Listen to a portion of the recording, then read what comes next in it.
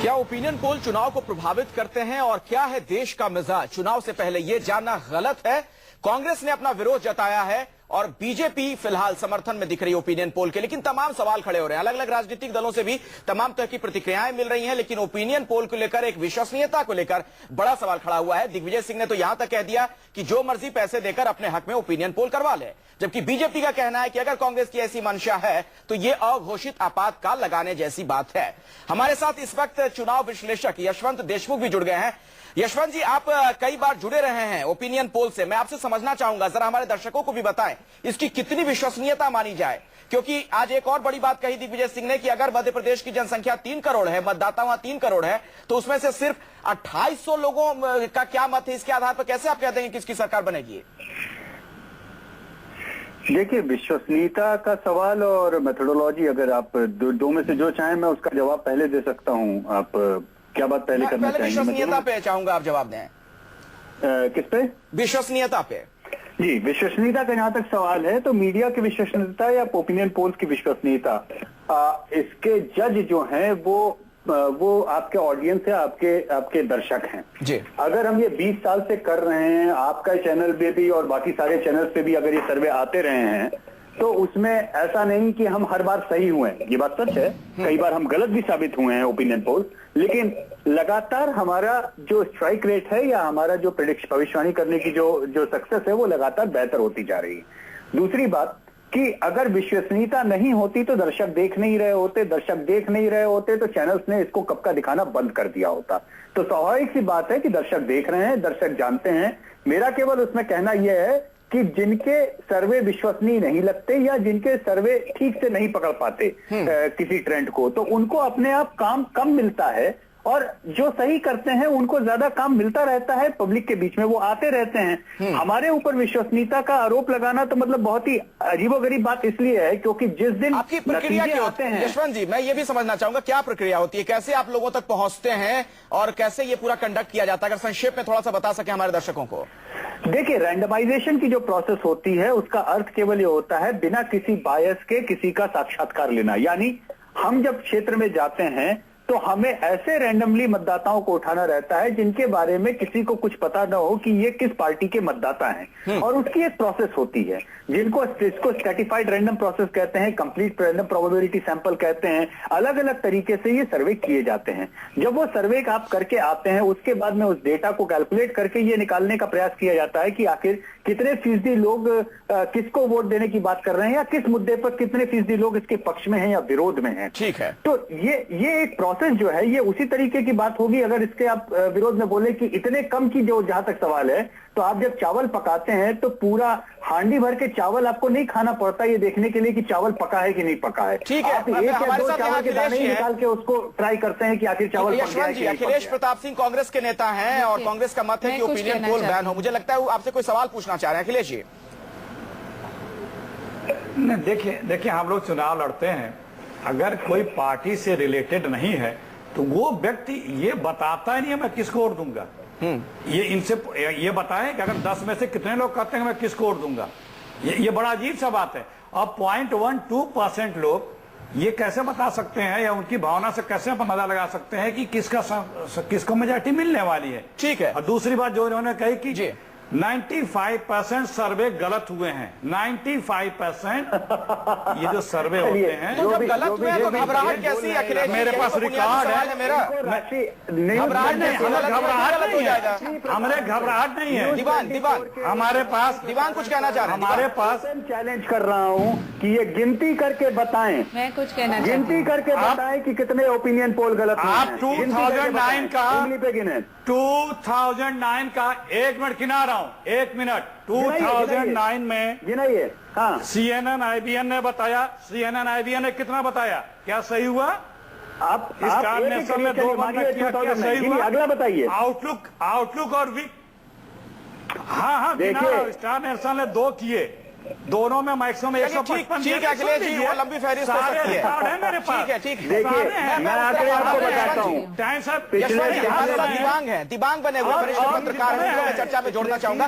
दिबांग ये गलत है, वो ओपिनियन पोल सही है, एक सवाल है, लेकिन घबराहट आखिर क्यों हो ओपिनियन पोल को लेकर कि ओपिनियन पोल ही बैन कर दें? क्या राजनीतिक दलों को अपने मुद्दों पर, एजेंडे पर, कैडर पर उन पर भरोसा नहीं है? क्या ओपिनियन पोल के आधार पर वोट देने लगेंगे लोग?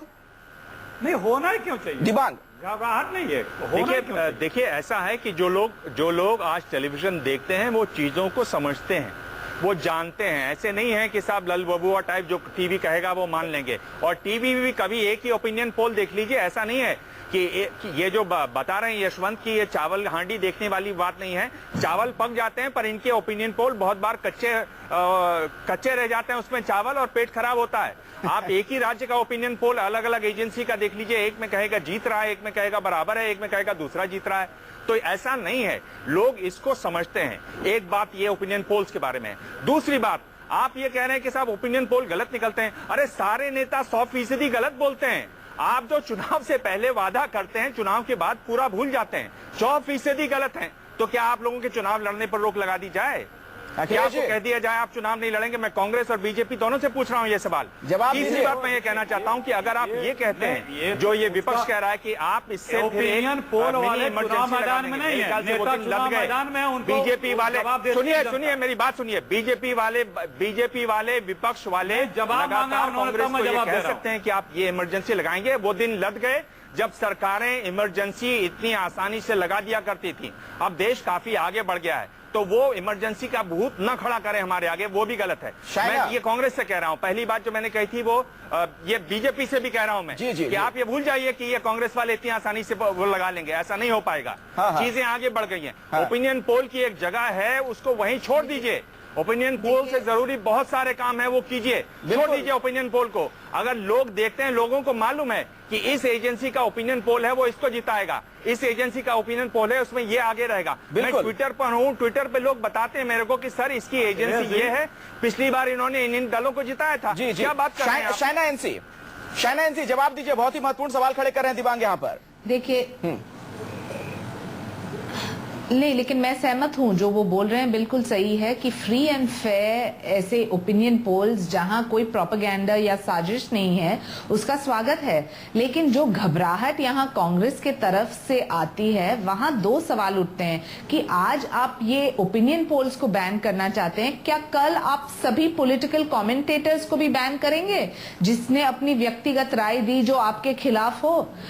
ये इट अमाउंट्स टू दिस, क्योंकि कॉन्स्टिट्यूशनली आप ये नहीं कर सकते। जो कोई भी विश्लेषण करे, जो विश्लेषण करे, क्या आप ये भी बैन करेंगे? क्योंकि इतने सारे मत आ रहे हैं सामने जो कांग्रेस के खिलाफ हैं, जो यूपीए की सरकार के खिलाफ है। क्या आपका नेक्स्ट स्टेप ये है? क्योंकि मैं मानती हूं कि जो आप ये फ्रीडम ऑफ स्पीच और फ्रीडम ऑफ एक्सप्रेशन हर एक व्यक्ति को न दे, और जो आप मानते हैं कि ओपिनियन पोल्स भी गलत हो सकते हैं, आपके पास आता हूं। यशवंत देशमुख चूंकि हमारे साथ हैं, यशवंत जी आपसे मैं समझना चाहूंगा, आपको नहीं लगता कि ओपिनियन पोल में वाकई कोई बदलाव की जरूरत है? जो अभी मौजूदा प्रक्रिया है, जिस तरीके से ओपिनियन पोल जारी है 48 घंटे पहले तक वोटिंग से, क्या वैसे ही उसी मौजूदा प्रारूप में होना चाहिए ओपिनियन पोल? देखिए, जो 48 घंटे का भी सुझाव दिया था, उस सुझाव को मीडिया ने अपनी ओर से माना था। सुप्रीम कोर्ट ने तो इलेक्शन कमीशन को साफ तौर पर बोल दिया था कि आप इस विषय में कानून नहीं बना सकते, आप सुझाव दे सकते हैं, और मीडिया ने अपनी ओर से माना। मीडिया ने अपनी ओर से ये भी रेगुलेशन लगाया कि ठीक है, मल्टी फेज वाले इलेक्शन के बीच में हम नहीं करेंगे। मीडिया ने, हालांकि एक बात और आपको जानकारी के लिए बता दें कि एग्जिट पोल के ऊपर भी बैन जो है, जो मल्टी फेज वाले में, वो केवल टीवी के ऊपर है, वो अखबारों के ऊपर नहीं है। अखबार उनके उस कानून के अंदर नहीं आते। लेकिन आप देखेंगे कि किसी भी अखबार ने इस नॉर्म को जब मीडिया ने फॉलो करना शुरू कर दिया, तो कोई भी अखबार अपनी ओर से कोई पोलिंग बीच में नहीं छापता। सारे लोग उस पर सहमत हैं। लेकिन बात वही है, जिस समय इन्होंने 24 घंटे, 48 घंटे, 72 घंटे की बात की थी, तब भी मैंने इस ओर इशारा किया था, और दिबांग को याद होगा ये बात, दिबांग हम लोग इस पर चर्चा कर चुके हैं कि ये पोंचा पकड़ के जो है गला पकड़ने वाली बात है। आज ये 24 घंटे कर रहे हैं, कल 72 घंटे करेंगे, उसके बाद में ये पूरे प्रचार के दौरान कहेंगे, अंत में ये कहेंगे इसके ऊपर पूरी तरह बैन लग जाना चाहिए। बेसिकली ये जो कॉन्सेप्ट या ये सोच है, मैं समझ गया आपकी बात। गलत है। यशवंत देशमुख, बहुत बहुत शुक्रिया बातचीत करने के लिए। आप हमारे साथ बने हुए थे और तफसील से आपने पूरी जानकारी दी। उर्मिलेश जी, आपने सुना, यशवंत देशमुख को सुना, आपने दिबांग को सुना, आप दोनों तमाम दलों के जो नुमाइंदे उनको सुन रहे हैं। सवाल ये भी, ओपिनियन पोल एक है, बड़ा सवाल है, लेकिन क्या जनता काम के आधार पर वोट डालेगी या ओपिनियन पोल से इतनी जल्दी जनता प्रभावित हो जाएगी? देखिए प्रॉब्लम क्या हो रही है, ये घबराहट तो नहीं है कांग्रेस के अंदर? कोई हो सकता है भ्रष्टाचार से लेकर तमाम मुद्दों पर जो घिरी हुई है कांग्रेस, महंगाई पर। नहीं, देखिए अखिलेश, मैं कह रहा हूं कांग्रेस के अंदर घबराहट हो भी तो भी हमारा जो डिस्कोर्स है, हमारी जो आज की बात है, कांग्रेस की घबराहट से प्रभावित नहीं होनी चाहिए, पहली बात। दूसरी बात यह है कि सायना बेवजह, जो दिबांग ने कहा बिल्कुल सही कहा, सायना बेवजह हमें उस भय दिखा रही है कि कांग्रेस इमरजेंसी और कांग्रेस प्रतिबंध लगा देगी, कांग्रेस ओपिनियन पर प्रतिबंध लगा देगी। भाई हम बनाना रिपब्लिक अब नहीं है, ऐसा नहीं हो सकता। और ये देश काफी आगे बढ़ चुका है, देश की जनता काफी आगे बढ़ चुकी है, वो काफी झेल चुकी है। और माफ कीजिएगा, सिर्फ कांग्रेस ही नहीं इस तरह के काम करती है। कर्नाटक में येदियुरप्पा की सरकार ने लड़कियों को जींस पहनकर पब में बैठने पर प्रतिबंध लगा दिया था। कम से कम बजरंग दल जैसे संगठनों ने और जो अन्य संगठन थे उनको प्रोटेक्ट किया था सरकार ने। तो ये आप केवल कांग्रेस को नहीं कह सकती, पहली बात। दूसरी बात यह है कि कांग्रेस के साथ ही आप खड़ी थी 2004 में 6 अप्रैल को उस मीटिंग में। मुझे अच्छी तरह याद है, मैं कवर कर रहा था पार्लियामेंट। विजय कुमार मल्होत्रा जी उस वक्त आपकी पार्टी और सरकार को रिप्रेजेंट कर रहे थे, जहां ये ऑल पार्टी मीटिंग हुई थी, जिसमें कहा गया था कि नोटिफिकेशन जारी होने के साथ प्रतिबंध लागू होना चाहिए ओपिनियन पोल पर। और जी बहुत ही अहम बात चुकी आप उर्मिलेश जी आपने कही है, मैं एक जवाब ले लें दीजिए। एक लाइन बस हम कंक्लूड कर लें। और मैं आज भी मानता हूं कि ओपिनियन पोल पर बैन नहीं होना चाहिए जी, और ज्यादा ओपिनियन पोल आनी चाहिए। मैं तो बार बार कह रहा हूं कि केवल इलेक्शन पे नहीं, दायरा बड़ा होना चाहिए और भी विषयों पर, ठीक है। लेकिन जो सबसे बड़ा खतरा उर्मिलेश जी ने जो सवाल खड़ा किया है, वो हमारे जर्नलिज्म को चौपट कर रहा है। डबल स्टैंडर्ड क्यों? आपकी अलग अलग राय क्यों होती है ओपिनियन पोल को लेकर अलग अलग वक्त पर? दिबांग में आता हूं आपके पास, जरा एक जवाब ले लूं। नहीं है, हमने बार बार कहा कि सीफोलॉजी को लेके भी एक मैच्योरिटी आई हुई है देश में। हम देख रहे हैं कि इंडिपेंडेंट सर्वेज किस ढंग से, सैंपल सर्वेज अलग अलग एज ग्रुप्स, अलग अलग बैकग्राउंड्स के लेते हैं, और हम इसका स्वागत करते हैं। लेकिन जो आप प्रोपेगेंडा करना चाहते हैं या साजिश करना चाहते हैं कि सिर्फ यूपीए जीत के आएगी और गलत मुद्दे पे, तो वो गलत है। तो प्लीज समझ लीजिए कि हम यहाँ प्रजातंत्र की खूबी जो है कि ये ओपिनियन पोल के बावजूद हम हार सकते हैं या जीत सकते हैं, और वो जनता तय करेगी। लेकिन जनता को वो फ्रीडम तो दीजिए, वो संविधान में जो हक है उनको वो तो दीजिए। और हम कह रहे हैं कि मैच्योरिटी जो आया है साइकोलॉजी में, ट्रेंड्स में, टेक्नोलॉजी हमारे साथ उनके पास मुझे जाना है, उसका स्वागत है। बिल्कुल छोटी प्रतिक्रिया। हर किसी को अपने अधिकार की चिंता है, कर्तव्य की चिंता नहीं है, कर्तव्य का भान नहीं है। चुनाव आयोग का भी तो आप लोगों का भी तो कर्तव्य है ना, जनता के लिए इतने काम कर दीजिए कि ओपिनियन पोल से कोई असर ही ना हो। काम बोलेगा आपका, ओपिनियन पोल नहीं। दिन उसी के आधार पर हो रहा है, इसीलिए हो रहा है।